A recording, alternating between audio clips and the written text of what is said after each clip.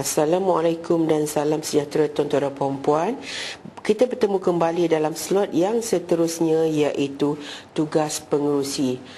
Tugas pengerusi ini telah diperjelaskan dalam Undang-Undang Kecil 46 koperasi masing-masing, ya.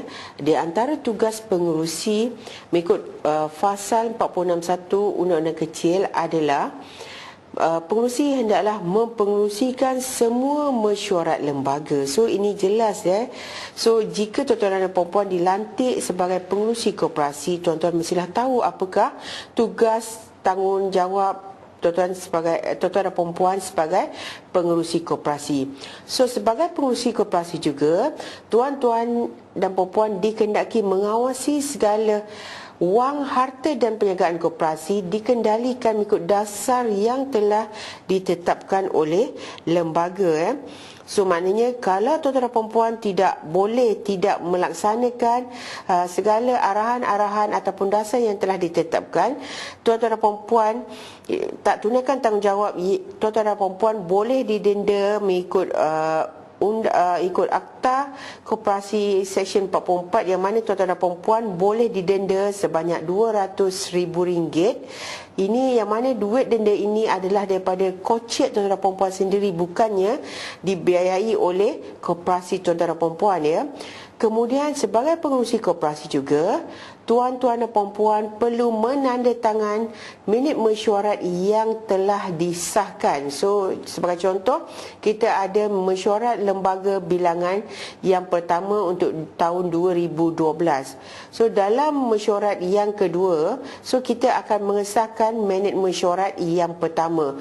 So sebagai pengerusi koperasi, kita kena menandatangani minit mesyuarat yang telah disahkan, iaitu minit mesyuarat yang pertama, ya.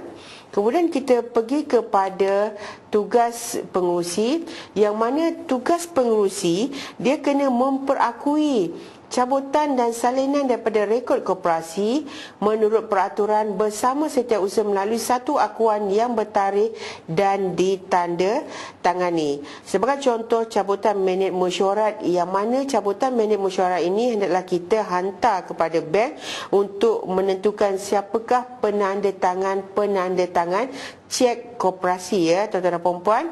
Ini kita kena selesai sahaja mesyuarat agung tahunan, selepas sahaja kita dilantik menjadi memegang jawatan utama dalam koperasi, iaitu pengerusi, setiausaha dan bendahari. Cabutan minit mesyuarat lembaga yang pertama itu hendaklah dihantar kepada bank untuk menentukan siapakah penandatangan baru yang terdapat di dalam koperasi kita. Kemudian tugas pengerusi juga, dia hendaklah memanggil sendiri atau melalui setiausaha mesyuarat lembaga bila difikirkan perlu mesyuarat lembaga tersebut diadakan.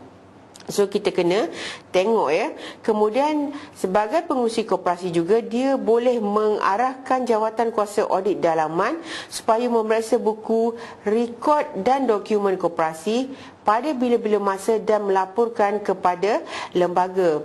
Apa yang kita nak streskan di sini, bukan dia mengarahkan juru audit dalam, ya. Dia perlu menasihatkan juru audit dalam supaya memeriksa buku, rekod dan juga laporan rekod dan dokumen koperasi pada bila-bila masa dan melaporkan kepada lembaga. Perlu diingatkan, jawatan kuasa audit dalaman mestilah menghantar segala laporan-laporan setiap 3 bulan sekali. So maknanya setahun dia kena menghantar 4 kali laporan kepada lembaga, 4 kali laporan kepada Suruhanjaya dan 1 laporan untuk dimuatkan di dalam laporan tahunan koperasi, ya.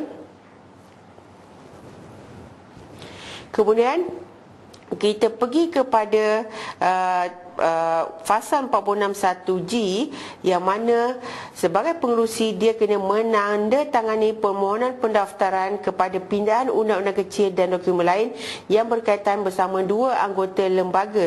So jika koperasi ada buat pindahan terhadap undang-undang kecil, dokumen-dokumen yang perlu ditandatangani oleh pengerusi, dia kena tanda tangan bersama dengan 2 anggota lembaga lain, yang selalunya kita buat adalah setiausaha dan juga bendahari. Dan tugas pengerusi juga adalah menyelia secara am pentadbiran hal ehwal dan pekerja koperasi. So dia kena menyelia secara langsung dan tidak langsung secara pentadbiran hal ehwal dan pekerja koperasi.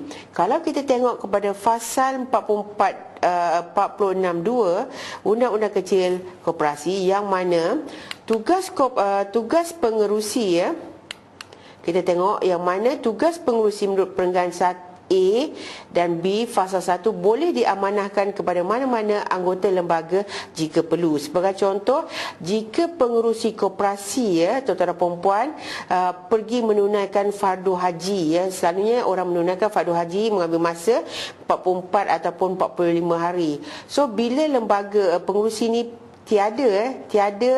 tidak berada di Malaysia pada ketika itu, dia mestilah boleh menurunkan dia punya tugas ini kepada mereka-mereka yang boleh memikul amanah ini untuk melaksanakan ataupun mempengerusikan mesyuarat lembaga yang diadakan semasa ketiadaan beliau, yang mana beliau pergi menunaikan fardu haji. Saya harap tuan-tuan dan puan-puan jelas, yang mana tugas pengerusi fasal menurut perenggan A dan B boleh fasal 1 boleh diamanahkan kepada mana-mana anggota lembaga jika perlu. Ini kita jelas di sini.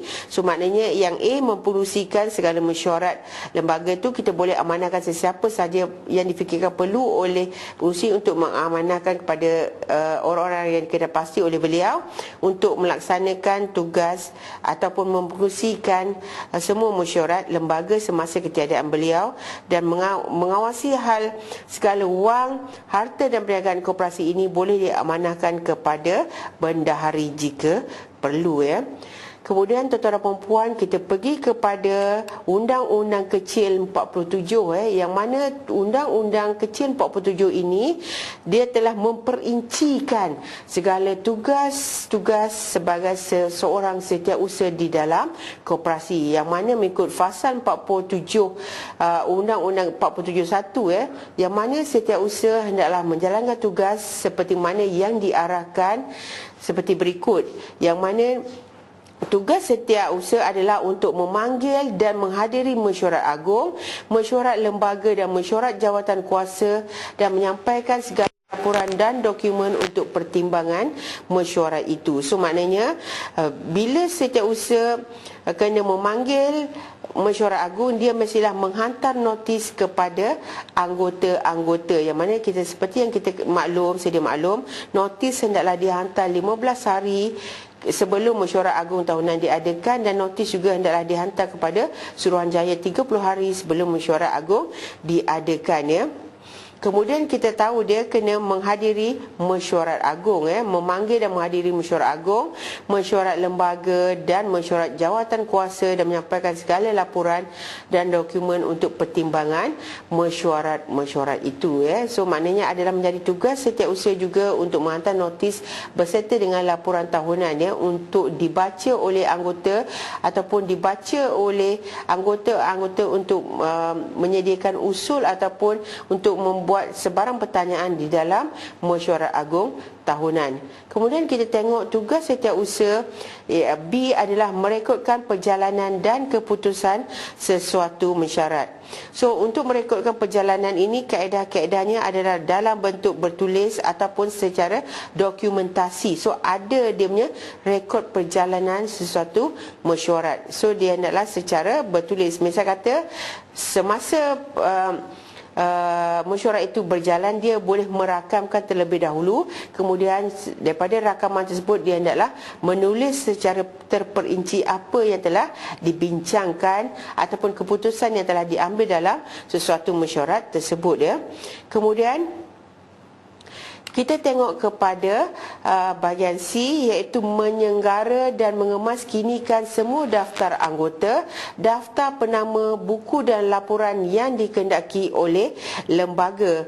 So maknanya dia menyenggara dan mengemaskini semua daftar anggota, dan mana setiausaha juga boleh mewakilkan pihak pengurusan untuk menyenggara dan mengemaskinikan semua daftar anggota, yang mana daftar anggota ini adalah satu bukti prima facie mengikut Seksyen 15 Akta Koperasi 1993 ya.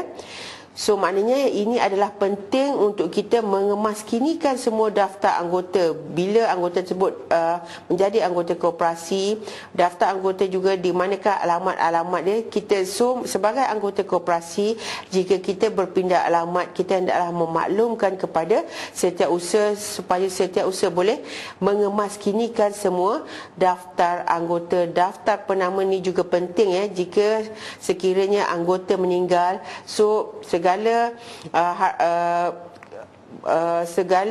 modal saham yang dipunyai oleh anggota akan diberikan kepada penama-penama yang telah dinamakan oleh anggota dalam daftar penama ya.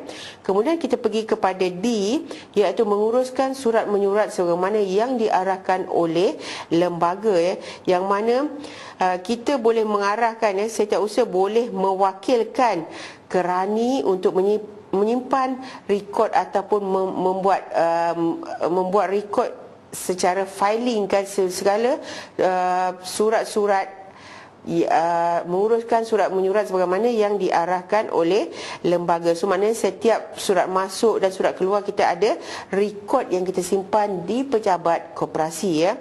Kemudian kita tengok tugas setiausaha mengikut Fasal 471E, mengesahkan bersama pengerusi salinan segala perkara yang bertulis di dalam buku koperasi ya. So apa-apa salinan, sebagai contoh minit mesyuarat lembaga hendaklah dituliskan, hendaklah disahkan oleh setiausaha, yang mana setiausaha yang membuat dia kena sahkan bersama-sama dengan pengerusi ya.